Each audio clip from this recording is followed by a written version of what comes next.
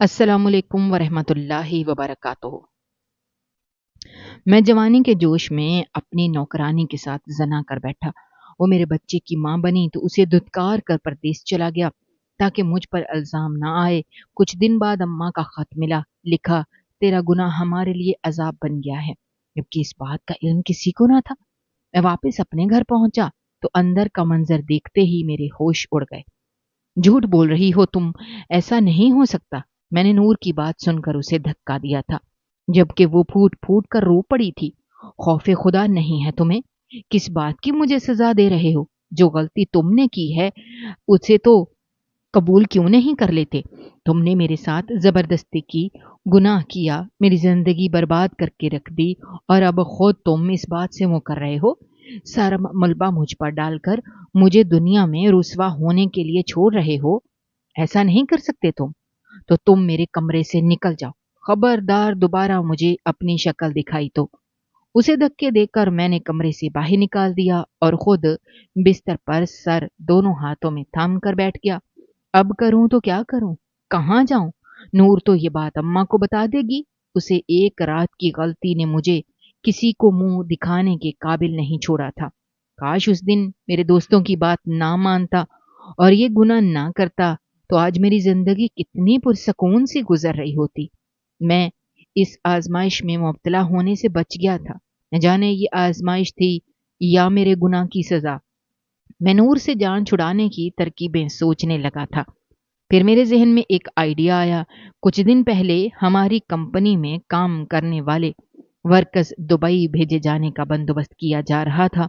मेरे बॉस ने दुबई में भी अपने बिजनेस की ब्रांच खोल ली थी और अपने ही वर्कर्स को वो बाहर भेज रहे थे। मुझे भी उन्होंने ये ऑफर की तो मैं अम्मा की वजह से उनकी ऑफर को ठुकरा दिया था। अम्मा मेरे बगैर अकेले रह जाएंगी। अब मैंने सोचा कि मैं सुबह जाते ही बॉस को ये बात कह दूंगा कि मैं दुबई जाने के लिए तैयार हूँ। और फिर जब बॉस को मैंने ये बात बताई तो वो खुशी से खिल उठे, क्योंकि वो मेरे काम को बहुत पसंद करते थे। मैं अपने काम को ईमानदारी और तवज्जो से करता, तभी तो वो यही चाहते थे कि मैं खुद ही दुबई चला जाऊं, तो वो भी इस बात पर मुतमईन हो जाते। 1 महीने में ही सारी तैयारियां मुकम्मल कर ली गई थी। मैंने अम्मा को पहले ये बात नहीं बताई थी। मैं नहीं चाहता था कि अम्मा के जरिए से नूर तक ये बात पहुंचे और वो हंगामा खड़ा कर दे। मेरे यहाँ से जाने के बाद वो अम्मा को बताती, जो भी करती, मुझे उससे फर्क नहीं पड़ता। मैं आसानी से इस बात से मुकर सकता था और अम्मा को भी राम कर सकता था। जिस दिन मेरी फ्लाइट थी उस दिन रात के वक्त मैंने अम्मा को अपने जाने के बारे में बताया तो वो बेयकीनी से मुझे देखने लगी। कैसी बातें कर रहे हो साद? अगर ये मजाक है तो बहुत घटिया मजाक है। मुझे ऐसी बातें मजाक में भी पसंद नहीं है। तुम कहीं नहीं जा रहे। एक ही तो मेरे बेटे हो। बेटी को ब्याह कर अपने घर रुखसत कर दिया। ये सोचकर मुतमईन हो गई कि बेटा तो मेरे पास है। कल को इसकी शादी करूंगी, घर में बहू आ जाएगी, बच्चों की किलकारियां भी गूंजने लगेंगी। मगर तुम यहां से जाने की बात कर रहे हो, जबकि मैं तो अभी तुम्हारी शादी करने का सोच रही थी। अम्मा ये बात कहकर रोने लगी। मैंने अम्मा को बहुत मुश्किल से बहलाया, फिर मुस्तकबिल के सुहाने सपने दिखाए। अम्मा वहां पर जाकर मैं बहुत सारा पैसा कमाऊंगा। मेरा भी दिल चाहता है हम लोग भी अच्छे घर में रहें, हमारे पास भी गाड़ी, नौकर चाकर सब कुछ हो। और ये तभी मुमकिन है अगर मैं अच्छी नौकरी करूंगा। अम्मा मेरी बातों में कायल हो गई थीं। अगले दिन मैं दुबई के लिए रवाना हो गया और फिर मैं काम में मसरूफ होता चला गया। दिन हफ्तों में, हफ्ते महीने में बदलते जा रहे थे। तकरीबन 4 महीने बाद की बात है जब एक दिन मुझे अम्मा की कॉल मसूल हुई थी। अम्मा बुरी तरह से रो रही थी। अम्मा जब भी कॉल करती तो रोती जरूर थी, मुझसे तकाजा करती कि मैं वापस आ जाऊं, जबकि मैं हमेशा उन्हें बहला फुसला कर खामोश करवा दिया करता था। आज भी जब उन्होंने मुझे कॉल की तो वो बहुत बुरी तरह से रोने लगी।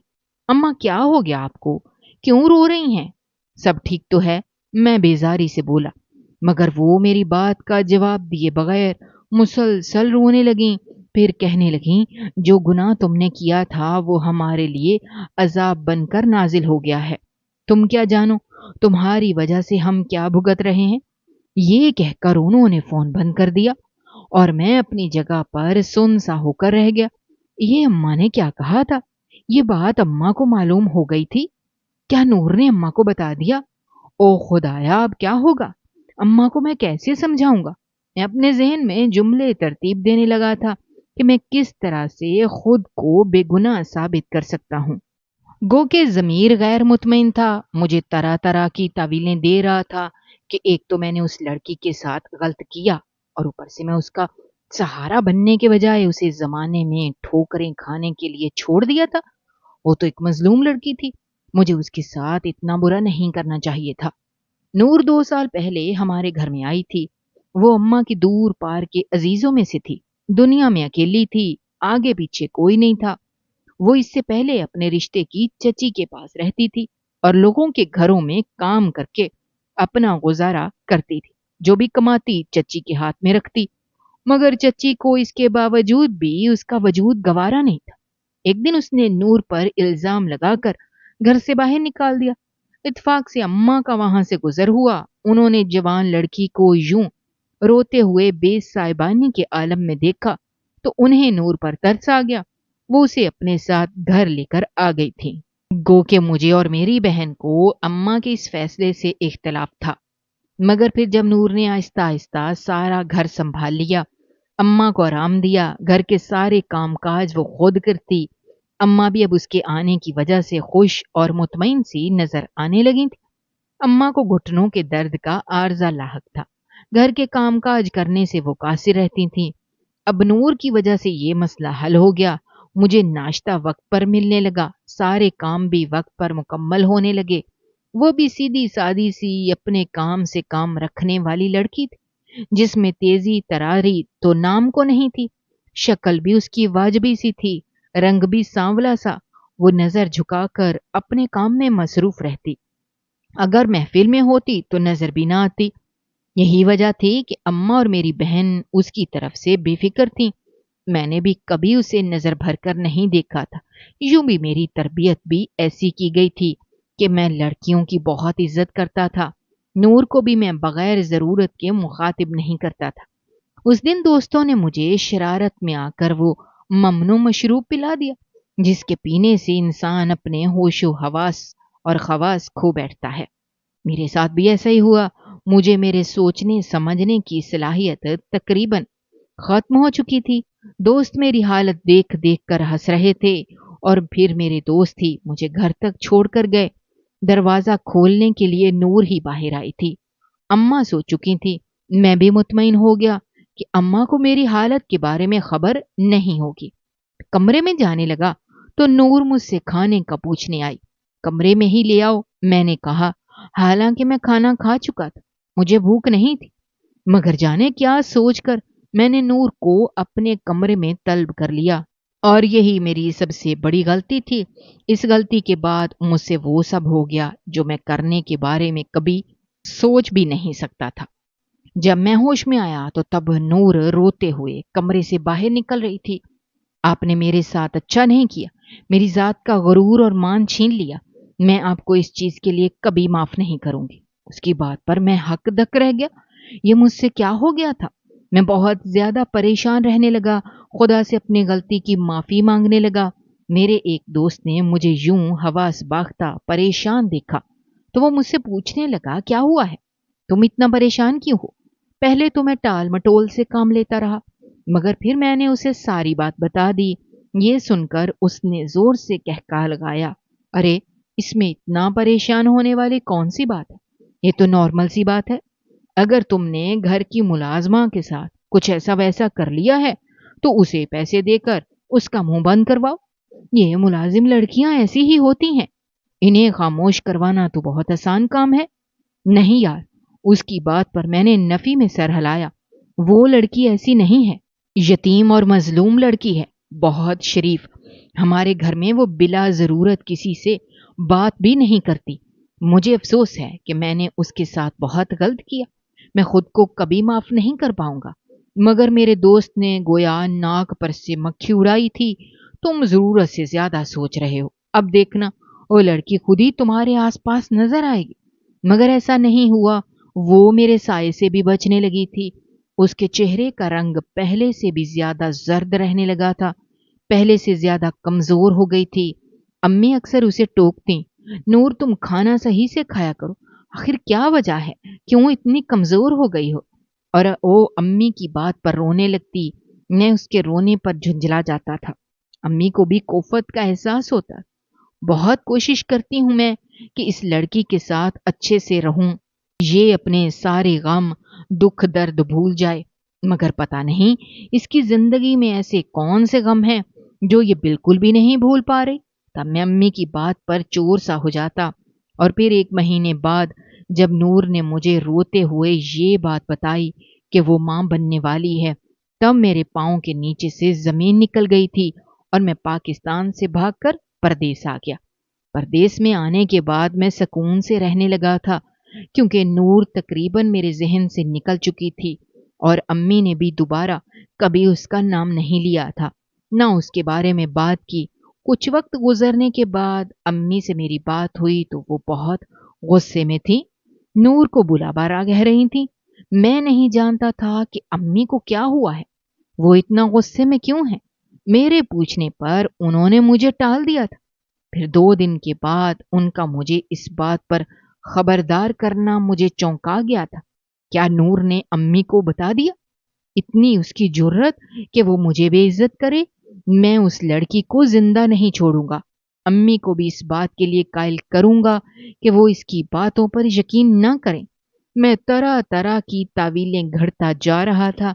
پھر ایک دن میری بہن کی کال آئی، روتے ہوئے کہنے لگی واپس آ جاؤ، امی تمہیں یاد کر رہی ہیں، تمہاری وجہ سے بہت پریشان ہیں، دیر مت کرو، ایسا نہ ہو کہ تمہیں پچھتانا پڑے۔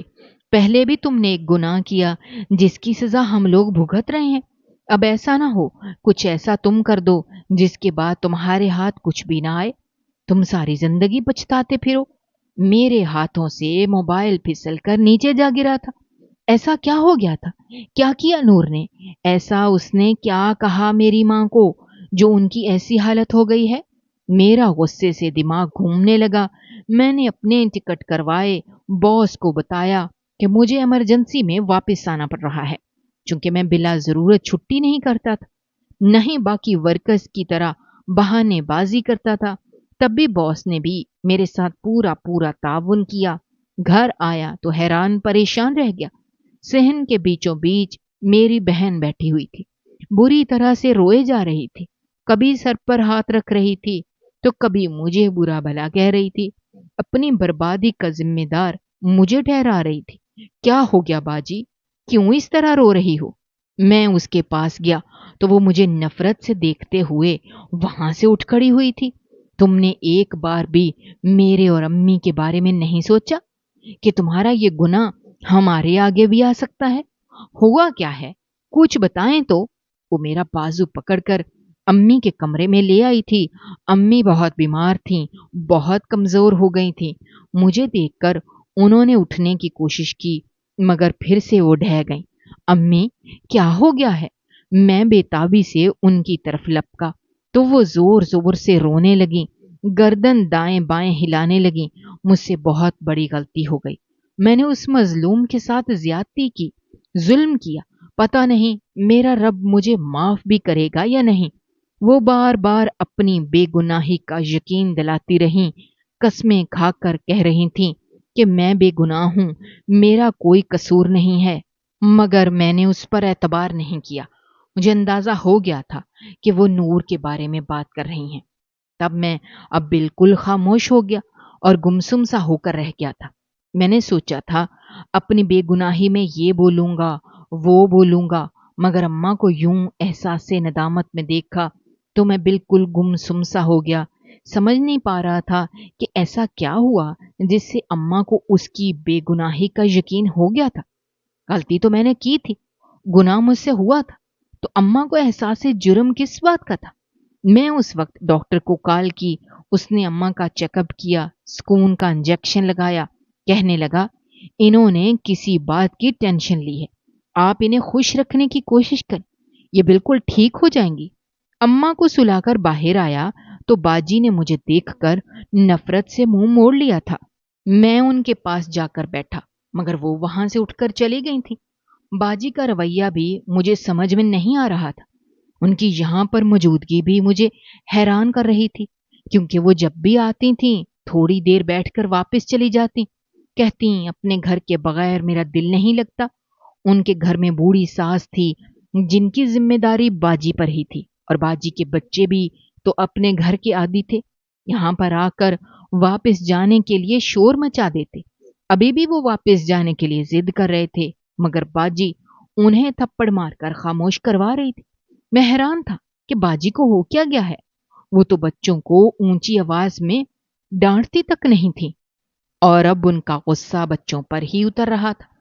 حیرت مجھے اس بات پر بھی تھی کہ نور بھی گھر میں کہیں بھی نظر نہیں آ رہی تھی، اور میں اس کے بارے میں کسی سے پوچھ بھی نہیں سکتا تھا۔ چلو اچھا ہوا مصیبت گھر سے چلی گئی، میں مطمئن سا ہو کر کندھے اچکا کر رہ گیا تھا، یہ سوچے بغیر کہ اماں اور باجی سے نور کے بارے میں پوچھوں تو صحیح وہ ہے کہاں۔ نہ مجھ سے باجی کوئی بات کرنے کے لیے تیار تھیں، نہ ہی اماں، اور ان دونوں کی خاموشی مجھے پریشان کر رہی تھی۔ گھر کی حالت بھی ابتر ہو رہی تھی۔ میرے لیے ان لوگوں کی خاموشی کو برداشت کرنا مشکل ہو گیا۔ میں اماں کے سامنے آخر پھٹ پڑا۔ اماں جو بھی بات ہے آپ مجھے بتائیں، آخر کیا کہا ہے آپ سے نور نے میرے بارے میں، اور آپ کو کس بات پر احساس ندامت ہے؟ ایسا کیا کر دیا آپ نے؟ مجھے جھنجھلائے ہوئے انداز میں بول رہا تھا۔ تمہاری وجہ سے مجھ سے گناہ ہوا، تم نہیں جانتے کہ تم نے کیا کیا؟ ان کی بات پر میں نظریں چرانے لگا۔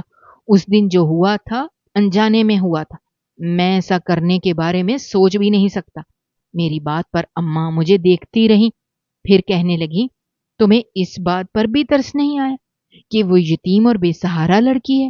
اگر تم سے غلطی ہو گئی تھی تو تم بہادر لوگوں کی طرح غلطی کو قبول کرتے، یہ کیا کہ بزدلوں کی طرح پیٹھ دکھا کر بھاگ گئے، اور اس لڑکی کے بارے میں ایک بار بھی نہیں سوچا کہ اس کے اوپر کیا گزرے گی، اس کی زندگی کیسے گزرے گی؟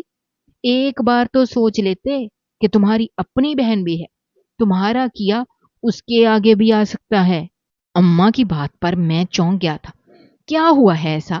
اس دن باجی نے بھی یہ بات کی تھی، اور آج اماں بھی یہی بات کر رہی تھی۔ کیا ہوا ہے باجی کے ساتھ؟ میرا پریشانی کے مارے برا حال تھا۔ اماں ایک ٹھنڈی آہ بھر کے رہ گئیں، کہنے لگیں، جب تم یہاں سے گئے تو اس کے بعد نور کی طبیعت بہت ہی زیادہ خراب رہنے لگی تھی۔ کھانا پینا اس نے چھوڑ دیا، ہر وقت وہ روتی رہتی، نڈھال رہتی۔ میں اس کی حالت دیکھ کر پریشان ہوتی تھی کہ نہ جانے کیا ہو گیا اسے۔ جب میں ڈاکٹر کے پاس لے کر جانے کی بات کرتی تو وہ خوفزدہ ہو جاتی، رونے لگتی۔ پھر ایک دن وہ کچن میں کام کرتے کرتے بے ہوش ہو کر گر پڑی۔ تب میں محلے کی ایک عورت کے ساتھ مل کر اسے ڈاکٹر کے پاس لے کر گئی تھی۔ پھر جب اس کا چیک اپ کروایا تو پتا چلا کہ وہ ماں بننے والی ہے۔ مت پوچھو کہ یہ خبر سن کر میرے دل پر جیسے قیامت گزری تھی۔ نور کو میں اپنی بیٹی بنا کر گھر میں لائی تھی، اور یہ صدمہ میرے لیے معمولی نہیں تھا کہ وہ میری ناک کے نیچے یہ کھیل کھیلتی رہی، اور مجھے لگنے لگا تھا کہ اس کی چچی نے اس پر جو الزام لگایا تھا وہ سچ تھا۔ یقیناً وہ قابل اعتبار نہیں تھی۔ میں اسے لے کر گھر آئی، مگر اب میں اس سے سخت ناراض تھی، اس سے نفرت کرنے لگی تھی۔ مجھے سارا سچ بتاؤ کہ یہ بچہ کس کا ہے، کس کے ساتھ تم نے منہ کالا کیا؟ جب اس نے روتے ہوئے خود کو بے گناہ ثابت کرنے کی کوشش کی اور تمہیں گنہگار قرار دیا، تب میرا اس پر ہاتھ اٹھ گیا، کیونکہ میں جانتی تھی میرا بیٹا ایسا کبھی نہیں کر سکتا۔ میں اسے مارنے لگی، اسے گالیاں دینے لگی، پھر دھکے دے کر اسے گھر سے باہر نکال دیا۔ شام کا وقت تھا جب اسے میں نے گھر سے باہر نکالا۔ وہ روتے ہوئے گھر سے جانے لگی، کہنے لگی، آپ کو اپنے فیصلے پر پچھتاوا ہوگا جب آپ کو سچ معلوم ہوگا۔ میں نے کوئی گناہ نہیں کیا، میرے ساتھ زیادتی ہوئی ہے، جبکہ مجھے اس بات پر غصہ تھا کہ وہ میرے بیٹے پر الزام لگا رہی ہے۔ ہوتی کون ہے وہ میرے بیٹے کے بارے میں اتنی بڑی بات کہنے والی؟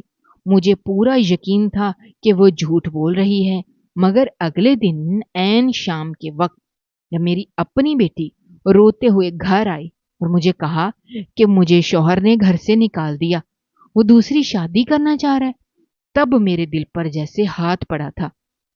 تب مجھے بار بار نور کا روتا ہوا چہرہ نظر اور ذہن کے پردے پر لہرانے لگا۔ اس کا مطلب تھا کہ وہ سچ کہہ رہی تھی۔ اگر وہ جھوٹی ہوتی تو میری بیٹی کے ساتھ یہ سب نہ ہوتا۔ میری اپنی بیٹی اجڑی ہوئی حالت میں میرے پاس نہ آتی۔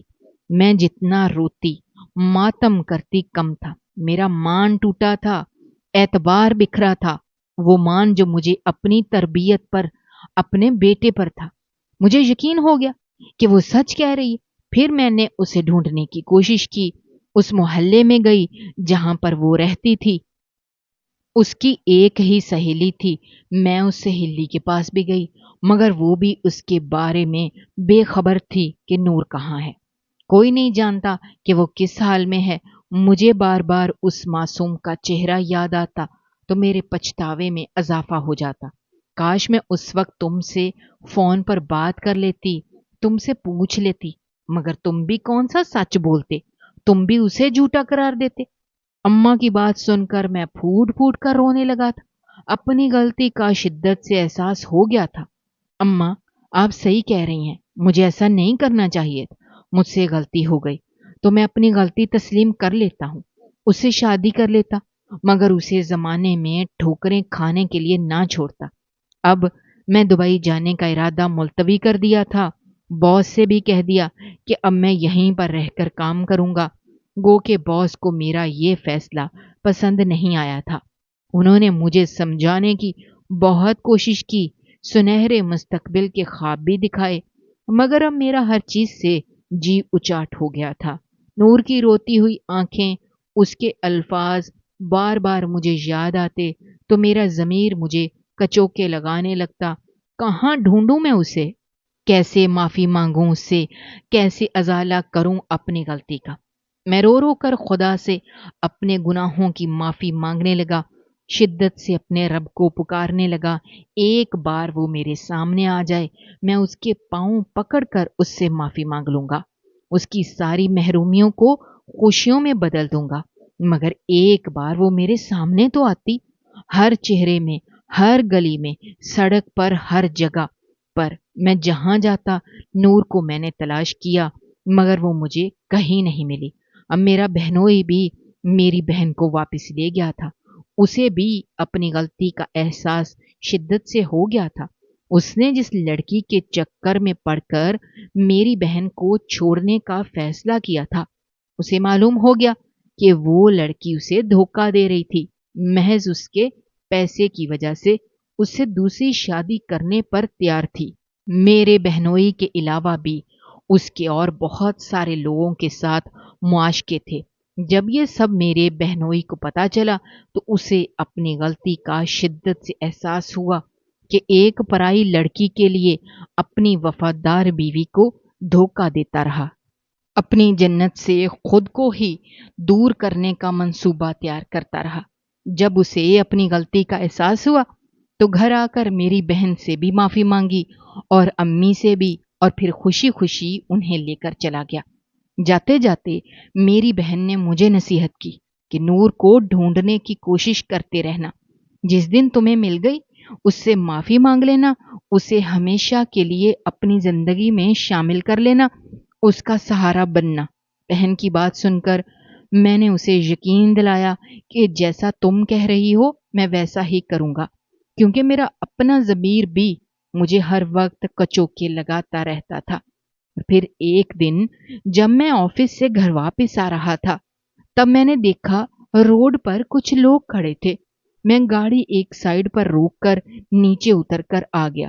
کیا ہوا یہاں پر؟ میں نے لوگوں سے پوچھا تو پتا چلا کسی عورت کا ایکسیڈنٹ ہوا ہے اور وہ روڈ پر پڑی ہوئی ہے، کوئی بھی اسے اسپتال لے کر جانے پر تیار نہیں ہے۔ میں لوگوں کی بھیڑ کو چیرتا ہوا وہاں پر پہنچا تو یہ دیکھ کر میرے پاؤں کے نیچے سے زمین نکل گئی تھی، کیونکہ وہ کوئی اور نہیں بلکہ نور تھی۔ اس کی حالت بہت خراب تھی، کوئی بھی اسے اسپتال لے کر جانے پر تیار نہیں تھا۔ اس کا بروقت ہسپتال پہنچنا ضروری تھا۔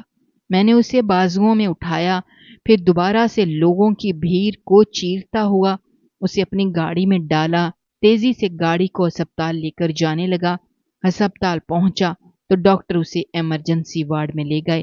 وہ بے ہوش تھی اور میں مسلسل اس کے بچ جانے کی دعائیں کر رہا تھا۔ امی کو بھی میں نے فون کر کے نور کے بارے میں اطلاع دے دی تھی۔ امی بھی ہسپتال آ گئیں۔ اب وہ بھی شدت سے نور کی صحت یابی کے لیے دعا کر رہی تھیں۔ میں بھی شدت سے یہی دعا مانگنے لگا کہ نور بچ جائے، مجھے اپنی غلطی کو سدھارنے کا موقع مل جائے، اس سے معافی مانگ کر اپنے دل کو سکون پہنچا سکوں۔ کئی گھنٹوں کے انتظار کے بعد ڈاکٹر نے آ کر یہ خوشخبری سنائی کہ وہ خطرے سے باہر ہے۔ مجھے یہ سن کر جہاں پر اطمینان ہوا تھا، وہاں یہ سوچ کر شرمندگی بھی ہو رہی تھی کہ اس کے سامنے کس منہ سے جاؤں گا، پتہ نہیں وہ مجھے معاف بھی کرے گی یا نہیں۔ امی اور میں دونوں ہی اس کے پاس جا کر بیٹھ گئے تھے۔ میں نے اسے بغور دیکھا تو مجھے اس پر ترس آ گیا تھا۔ پہلے سے زیادہ زرد پڑ چکی تھی، پہلے سے زیادہ کمزور ہو چکی تھی۔ ڈاکٹر نے بتایا کہ اس کی کوکھ میں پلنے والا بچہ اس سے چھن چکا ہے۔ اس ایکسیڈنٹ میں اس کی موت واقع ہو گئی ہے۔ نہ جانے یہ خبر سن کر اس کے دل پر کیا گزرتی، وہ اداس ہوتی یا شاید وہ اس مصیبت سے چھٹکارا حاصل ہونے پر خوش ہوتی۔ اس بارے میں اندازہ لگانا مشکل تھا۔ جب وہ ہوش میں آئی تو مجھے اور امی کو اپنے سامنے دیکھ کر بے یقین سی رہ گئی تھی۔ امی نے اس کے ماتھے پر بوسہ دیا اور پھر روتے ہوئے اس سے کہنے لگی، ہم نے تمہارے ساتھ بہت زیادتی کی، میں نے تم پر اعتبار نہیں کیا اور تمہیں گھر سے نکال دیا، تم میری اس غلطی کے لیے مجھے معاف کرو گی؟ اس کی آنکھوں سے آنسو بہنے لگے تھے۔ آپ نے میرا تب ساتھ دیا جب سب نے مجھے چھوڑ دیا تھا، مشکل وقت میں میرے کام آئی، جب میں دنیا میں اکیلی تھی۔ میں آپ سے کبھی ناراض ہوئی ہی نہیں۔ میں نے بھی اس کے سامنے ہاتھ جوڑ دیے تھے، میری آنکھوں سے مسلسل آنسو بہ رہے تھے، مگر میرے منہ سے کوئی آواز نہیں نکل رہی تھی۔ شاید میرے پاس اس سے کہنے کے لیے کچھ بھی نہیں تھا۔ وہ بھی خاموش اور بے تاثر نظروں سے دیکھتی رہی۔ امی نے اسے گھر لے کر چلنے کی بات کی تو وہ خاموش ہو گئی۔ ایک بار بھی اس نے انکار نہیں کیا تھا۔ نہ جانے وہ اب تک کہاں رہی تھی، کس حال میں تھی۔ گھر آنے کے بعد اس نے امی کو بتایا کہ جب امی نے اسے گھر سے باہر نکالا تھا تو وہ روڈ پر چلتی جا رہی تھی جب ایک عورت نے اسے اپنے پاس رکھ لیا تھا۔ وہ عورت غریب تھی، مانگ تانگ کر گزارا کرتی تھی، گھر میں کبھی کھانے کو ہوتا کبھی نہیں۔ اس دن میں گھر میں کھانے کو کچھ بھی نہیں تھا اور وہ عورت بھی کئی دن سے اپنی جھونپڑی سے غائب تھی۔ نور اسی کو دیکھنے کے لیے روڈ پر آئی تھی جہاں کھڑے ہو کر وہ عورت لوگوں سے بھیک مانگتی تھی، مگر اچانک سے ایک طرف سے گاڑی آ گئی اور وہ گاڑی کے ساتھ بری طرح سے ٹکرا گئی تھی۔ نور نے نہ صرف مجھے معاف کر دیا تھا بلکہ میرے ضمیر کی خلش کو کم کرنے کے لیے میرے ساتھ شادی کے لیے بھی مان گئی تھی۔ جس دن میں نے اسے اپنے نکاح میں شامل کیا تو اس دن پہلی بار مجھے سکون کا احساس ہوا۔ ناظرین، ہماری آج کی یہ کہانی آپ کو کیسی لگی؟ کمنٹ باکس میں اپنی رائے کا اظہار کرنا مت بھولیے گا، اور اگر آپ ہمارے چینل پر نئے ہیں تو چینل کو سبسکرائب کرنا بھی مت بھولیے گا۔ شکریہ۔ اللہ حافظ۔